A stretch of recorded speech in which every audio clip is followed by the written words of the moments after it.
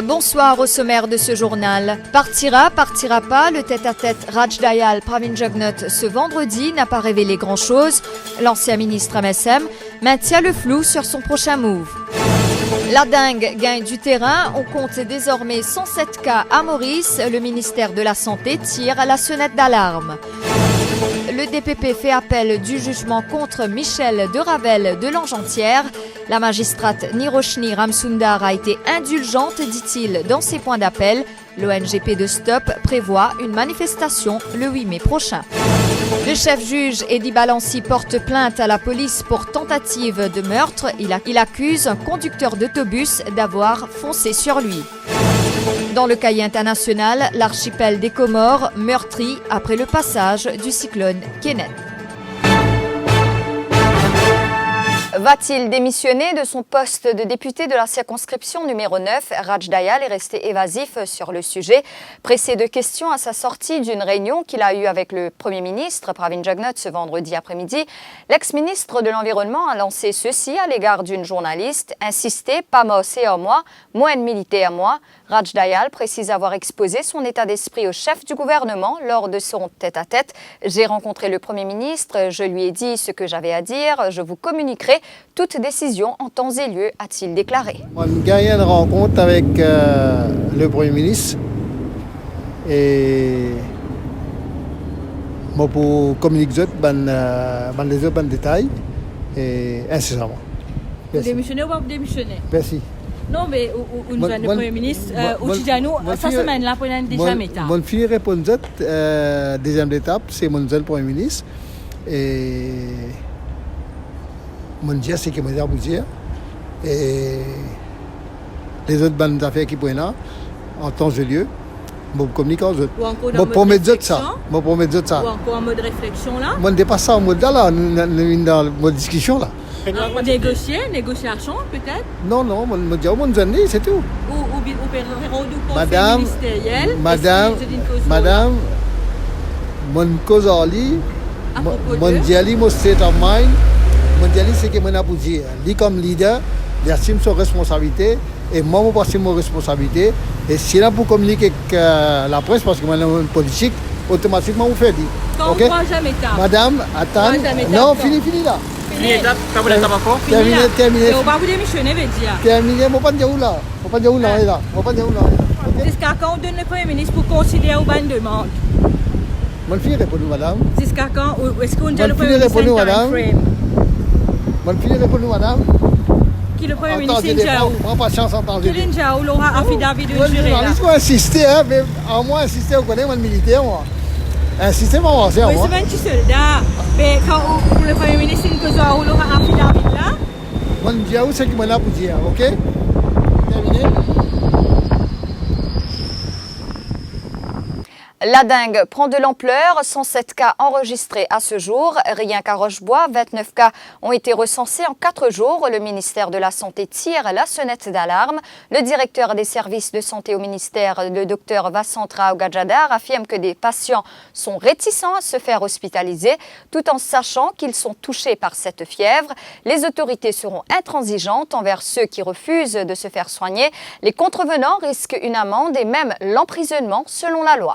Au valeur du jour, nous avons 107 cas qui sont confirmés par laboratoire pour Banding à Maurice. À Rochebois maintenant, nous avons 29 cas qui nous dépistés en 4 jours. Mais aussi, nous trouvons une affaire qui n'est pas trop normale dans le sens que, premièrement, quand nous pouvons faire dépistage, nous prenons un échantillon du sang dans le laboratoire pour analyse. Comme nous gagnons les résultats même jour, c'est une personne qui est infectée, nous contacter ce monde-là. Et nous avons envie qui ça va dire admettre tout de suite parce que plus vite je t'admets, le plus bon premièrement pour eux-mêmes, nous soignons eux et pour maladie là pas une plus grave aux eux. Mais malheureusement, il y a un peu patient qui pas à l'hôpital tout de suite. Je refuse d'aller à l'hôpital. Alors il prend un peu de temps. Il me fait rappel à toute la population qui connaissance de cause si je tiens à sa maladie là et si vous pouvez transmettre la maladie là à Mandimoun, vous pouvez commettre une offense. Et d'après la loi, vous êtes capable de gagner la bande ou même prison.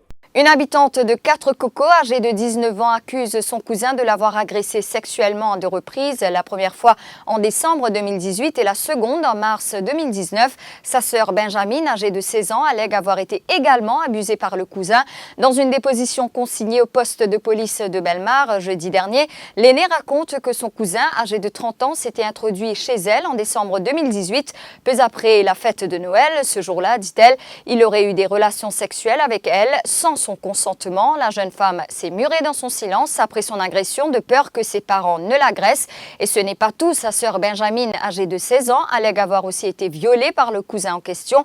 Elle a fait ses révélations à une policière. Toutefois, elle n'a pas encore donné sa déposition car elle est admise à l'hôpital de Flac. Une enquête policière est en cours. Le DPP a fait appel de la sentence prononcée contre Michel de Ravel de Langentière.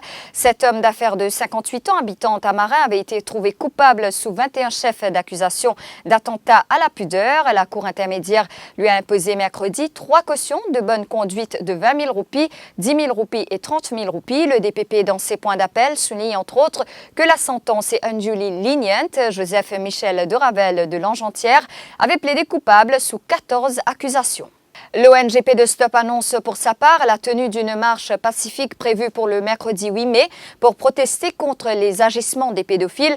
Après l'indignation ressentie par la sentence infligée à Michel de Ravel de Langentière, l'ONG est d'avis qu'il est temps de porter cette indignation sur la voie publique. Le chef juge a porté plainte à la police contre un chauffeur d'autobus pour tentative de meurtre contre sa personne dans une déposition consignée au poste de police de Rosille dans la soirée du jeudi 25 avril. Selon ses dires, il aurait tenté vainement d'arrêter un autobus pour que son chauffeur puisse rentrer chez lui à bord du véhicule, mais le conducteur de l'autobus aurait foncé le véhicule sur lui. Eddie Balancier affirme avoir téléphoné au commissaire de police Mario Nobin pour lui dire qu'il n'est pas satisfait et qu'il n'a pas assumé ses responsabilités en tant que CP.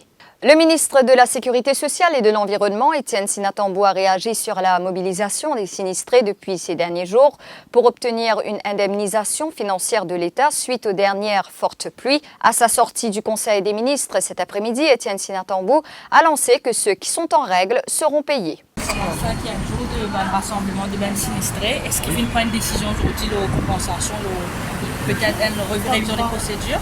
Aujourd'hui, il prend une décision. Ça fait beaucoup de temps qu'il y a une procédure, qui est normalement le règlement, et dans du monde qui est ici, pour recevoir une compensation. Mais comme on m'a dit, il semblerait qu'il y ait plusieurs cas d'irrégularité, et ça m'entraîne à ne pas payer. Et je continue à faire des autres tous les jours? Je ne sais pas pourquoi je peux faire des autres tous les jours. À un moment donné, les autorités peuvent agir pour mettre l'autre. Après combien de temps? Parce que aujourd'hui, même ça, une bloc encore là. C'est bon. En tout cas, à mon avis, je vais le dernier. À ce jour, combien de décaissés? Le chiffre est un petit peu difficile de me penser. Mon point me dépasse 35 000 euros. Et comment me dire, c'est l'argent du contribuable. Ne pas capable de payer quand les requêtes sont illégales. Moi, j'espère que tout le monde comprend ça. Vous avez compris une affaire.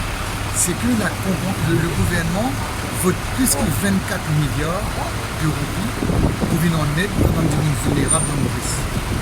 Il n'est pas capable seulement de payer des gens qui ne sont pas gagnés. Première réunion du comité de coordination sur les cas de dépossession de terres ce vendredi. Réunion présidée par le secrétaire financier des Manraj. Jack Bislal, qui fait partie du comité de soutien à Clancy Armon, dit avoir noté un avancement dans les travaux du comité interministériel qui se penche sur la question. Le syndicaliste annonce qu'une autre réunion aura lieu le 17 mai prochain. Une réunion a eu lieu cet après-midi entre Anil Gayan et la direction d'Air Mauritius. Elle a eu lieu au bureau du ministre du Tourisme du côté de la compagnie d'aviation nationale. On parle de rencontres positives qui a débouché sur des pistes d'action. Ainsi, d'autres réunions consultatives auront lieu sur une base régulière.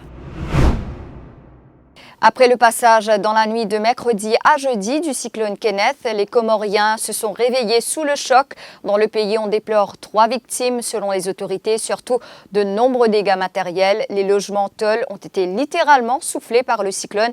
Certaines routes du pays détruites, les autorités sont encore à pied d'œuvre pour déblayer les routes et secourir les personnes à reloger. Au Brésil, la police a placé en détention un perroquet formé pour alerter des dealers en criant « Maman, la police ». Depuis son arrestation, le perroquet n'a émis aucun son et est complètement silencieux.